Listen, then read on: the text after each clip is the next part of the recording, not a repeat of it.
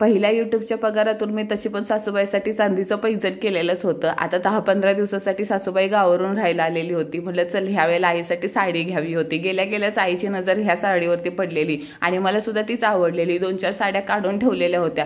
ही light Shevala कलरची साडी होती। म्हटलं हीच घ्यायची, पण आईने खांद्यावर पण टाकून बघितली कारण का ती आवडलेलीच होती ना आईना। पण झाली अशी गंमत की ती खोलल्यानंतर त्याला पदरच नव्हता आणि आपल्या बायकांना माहिती आहे बिना पदराच्या साड्या नेसत नाही, म्हणून ही डार्क शेवळ्या कलरची दुसरी साडी आम्ही घेतली। आई जाम खुश झालेली, तिच्या चेहऱ्यावरची खुशीच माझ्यासाठी बस होतं। गेल्या गेल्या सगळ्या बायकांना दाखवलं, ही बघा मला नीलमनं साडी घेतली, ही बघा मला नीलमनं साडी घेतली। तिच्या तोंडातून कौतुक ऐकायलाच लय भारी वाटत होतं। आमच्या म्हातारी आईला पण साडी आवडली बरं का। माझी लहानपणीची सवय आहे, पहिल्यांदा मी मम्मीची साडी नेसायची, परत मामीकडे गेलं मामीची साडी नेसायची आणि आता लग्न झाल्यापासून सासूबाईच्या सगळ्या साड्यांची मी घडी मोडते बरं का। छान वाटते का नाही?